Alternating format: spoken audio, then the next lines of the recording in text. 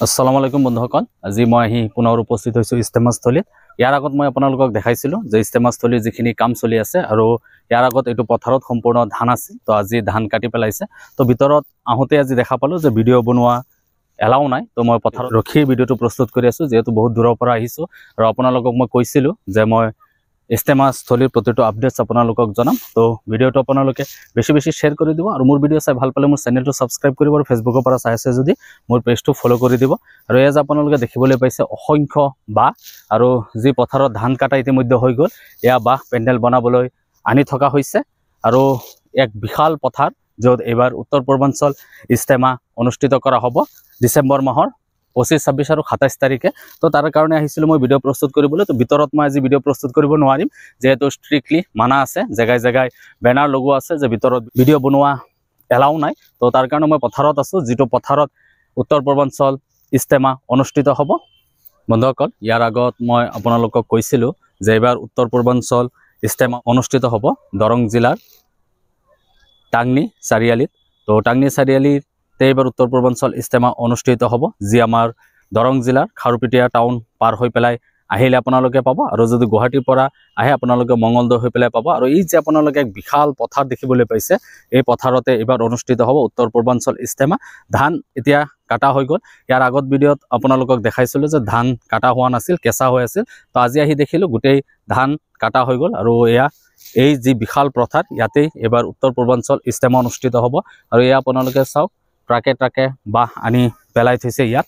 তো আৰু এইফালৰ পৰা মেইন পেণ্ডেল, তো তালৈকে আজি যাব পৰা নাই, তাত ভিডিঅ' বনোৱা নিষেধ আছে। তো মই পথাৰতে আছোঁ, পথাৰৰ পৰা আপোনালোকক সামগ্ৰিক যি পৰিৱেশ উত্তৰ পূৰ্বাঞ্চল ইস্তেমাস্থলীৰ সেইখিনি মই দেখাই আছোঁ।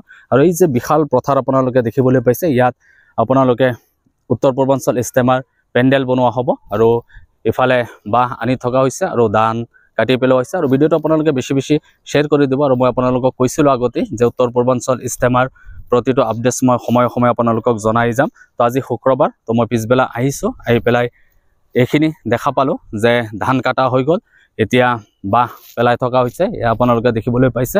তো বাঁহ পেলাই থকা হৈছে, কেইদিনমান পিছতে ইয়াত পেণ্ডেলৰ কাম আৰম্ভ হৈ যাব। আৰু এই ইস্তেমা অনুষ্ঠিত হ'ব ডিচেম্বৰ মাহৰ 25, 26 আৰু 27 তাৰিখে দৰং জিলাৰ টাংনি চাৰিআলিত, যি খাৰুপেটীয়া টাউন পাৰ হৈ আহিলে পাব। আৰু যদি গুৱাহাটীৰ পৰা আহে মঙলদৈ পাৰ হৈ আহিলে আপোনালোকে এইখিনি ঠাই পাই দিব। আৰু সেয়া আগফালে দেখিছে, এই হৈছে মূল পেণ্ডেল, য'ত আৰ্জি মছজিদ আছে, আৰু তাৰ পৰাই গোটেই ইস্তেমা পৰিচালনা কৰা হ'ব। তো তালৈকে আজি মই যাব পৰা নাই, তাত ভিডিঅ' বনোৱা এলাও নাই। তো মই পথাৰত ৰখি পেলাই আপোনালোকক দেখাই আছোঁ সামগ্ৰিক পৰিৱেশ।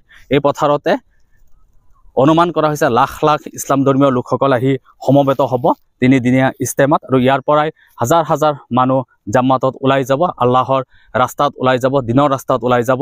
এটি মহৎ অনুষ্ঠান, আৰু আপোনালোকে আহিব, শ্ৰমদান কৰি দিব, যোনে যেনেকৈ পাৰে আহি পেলাই শ্ৰমদান কৰি দিব। কাম মাত্ৰ আৰম্ভ হৈছে, এতিয়ালৈকে 10% কামো হোৱা নাই, 90% কাম বাকী আছে। আৰু বিভিন্ন জিলাৰ পৰা লোকসকল আহি আছে, প্ৰতিদিনে ইয়াত শ্ৰমদান কৰি থকা দেখিবলৈ পাইছোঁ। আৰু এই যে আপোনালোকে সন্মুখত দেখিবলৈ পাইছে বিশাল পথাৰ, ইয়াতে অনুষ্ঠিত হ'ব এইবাৰ উত্তৰ পূৰ্বাঞ্চল ইস্তেমা। আজিও ইস্তেমাস্থলীত বহুতো লোক আহা পৰিলক্ষিত হৈছে। তো মই আহিছিলোঁ আবেলি সময়, তো এতিয়া মানুহ কম, কিন্তু ৰাতিপুৱাৰ ভাগৰ পৰা ইয়াত কাম চলি আছে, আৰু প্ৰতিদিনাই পূৰ্ণগতিত কাম চলি আছে। তো মই ভিতৰত যিহেতু ভিডিঅ' বনোৱা মানা, মই তালৈকে যোৱা নাই, কাৰণ মই বাহিৰে ভিডিঅ' প্ৰস্তুত কৰিছোঁ।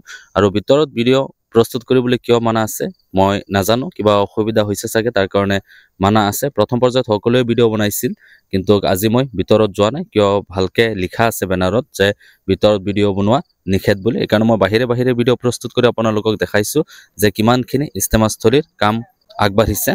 আৰু এটা কথা, এটি মহৎ অনুষ্ঠান, যাতে কোনো ধৰণৰ অসুবিধা নহয়, তাৰ কাৰণে সকলোৱে সজাগ হ'ব লাগে। তো মই আজি আহি দেখা পালোঁ যে ভিডিঅ' বনোৱাত কিছু নিষেধাজ্ঞা জাৰি কৰা হৈছে, তাৰ কাৰণে মই ভিতৰত সোমাই যোৱা নাই।